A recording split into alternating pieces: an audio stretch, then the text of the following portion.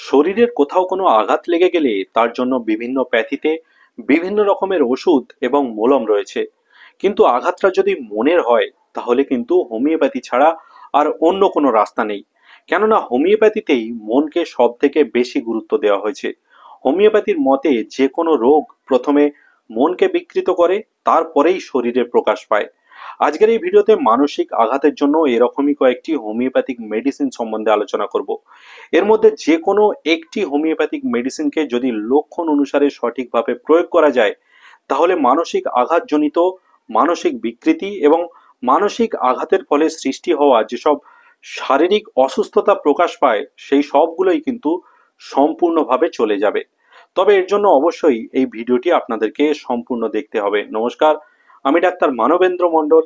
Hello homeopathy YouTube চ্যানেলে আপনাদের সকলকে স্বাগত জানাচ্ছি।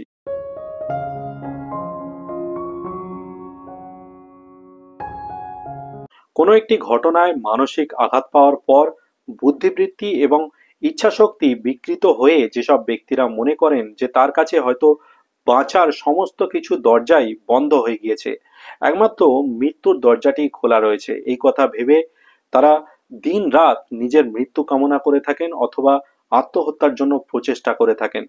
মানসিক আঘাত পাওয়ার ফলে যদি কোনো ব্যক্তির এই ধরনের মানসিক বিকৃতি হয়ে থাকে, সেক্ষেত্রে তাকে যদি অরাম মেটালিকাম মেডিসিনটিকে 50 মিলিসিমাল পোটেন্সিতে 100 ml পরিমাণ করে কিনে এনে রোজ সকালবেলা খালি পেটে এক দাগ করে বা এক ছিপি করে কিছুদিন খাওয়ানো যায়, তাহলেই কিন্তু মানসিক আঘাতজনিত এই রকমের মানসিক বিকৃতি কিছুদিনের মধ্যেই সম্পূর্ণভাবে সেরে যাবে।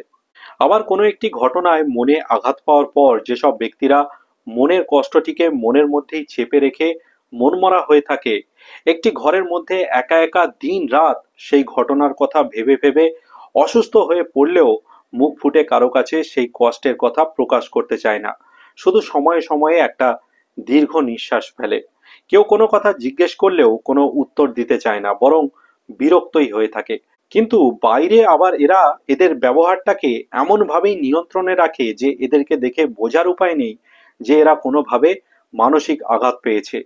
এই ধরনের লক্ষণযুক্ত অ্যাকিউট কেসের ক্ষেত্রে ইগনিশিয়া মেডিসিনটিকে 50 মিলিসিমাল পোটেন্সিতে 100 ml পরিমাণ করে কিনে এনে রোজ সকালবেলা খালি পেটে যদি এক দাগ করে বা এক চিপি করে কিছুদিন খাওয়া যায়, তাহলে এই ধরনের লক্ষণযুক্ত মানসিক আঘাতের ফলে যেসব মানসিক বিকৃতি বা শারীরিক অসুস্থতা সৃষ্টি হয়ে থাকে, সেই সবই কিন্তু কিছুদিনের মধ্যে সম্পূর্ণভাবে সেরে যাবে।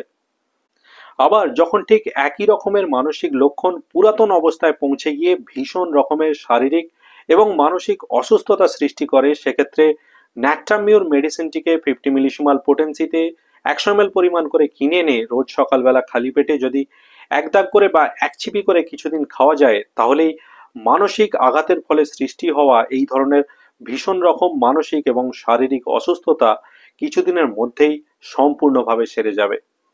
আবার যেসব ব্যক্তি সম্পর্কের প্রতি ভীষণ রকম ডেডিকেটেড বা সম্পর্কের জন্য সব কিছুই ত্যাগ করতে রাজি, সম্পর্ককে টিকিয়ে রাখতে গিয়ে কাছের মানুষটা ঠিক যেমন ভাবে চায় সেভাবেই নিজেকে পরিবর্তন করে থাকে, এই ধরনের ব্যক্তিরা যখন এত ডেডিকেশনের পরেও কোনো কাছের মানুষের থেকে কোনো মানসিক আঘাত পায়, তখন কিন্তু এরা মানসিকভাবে অত্যন্ত ভেঙে পড়ে এবং অত্যন্ত মানসিক অবসন্নতায় ভোগে। তখন এরা সবার কাছ থেকে আলাদা হয়ে গিয়ে নিজেকে একটি ঘরের মধ্যে আবদ্ধ করে রাখে এবং মানসিক অবসন্নতাবশত দিন রাত সেই ঘরের মধ্যে চুপ করে শুয়ে পড়ে থাকে। বাইরেও খুব একটা বেরোতে চায় না, কারো সঙ্গে কথাও বলতে চায় না বা কারো কথা শুনতেও চায় না।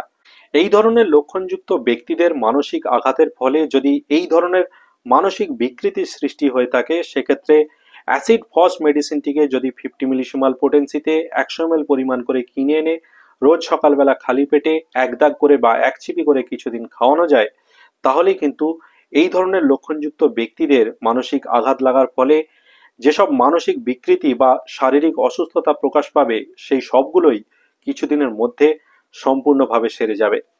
তবে এই মেডিসিনগুলি ছাড়াও মানসিক আঘাতের জন্য ব্যক্তিগত লক্ষণের পার্থক্যের ভিত্তিতে হোমিওপ্যাথিতে আরো অনেক মেডিসিন রয়েছে। তবে তার জন্য অবশ্যই আপনাদের কোনো কাছাকাছি হোমিওপ্যাথি চিকিৎসকের সাথে পরামর্শ করে নেওয়া প্রয়োজন এবং এই মেডিসিনগুলির মধ্যেও যে কোনো একটি মেডিসিনকে ব্যবহার করার আগে অবশ্যই আপনাদের কাছাকাছি কোনো হোমিওপ্যাথি চিকিৎসকের সাথে একবার পরামর্শ করে নেবেন। অথবা আপনারা চাইলে আমার সাথেও সরাসরি হোয়াটসঅ্যাপে পরামর্শ করতে পারেন।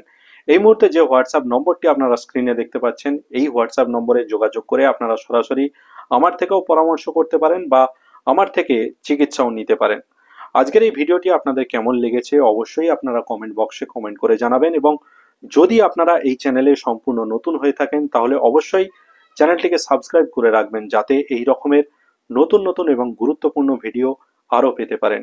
আজকের এই ভিডিওটি এখানেই শেষ করলাম। পরবর্তীকালে আবারও এরকম একটি নতুন এবং গুরুত্বপূর্ণ ভিডিও নিয়ে আপনাদের সামনে আমি উপস্থিত হব।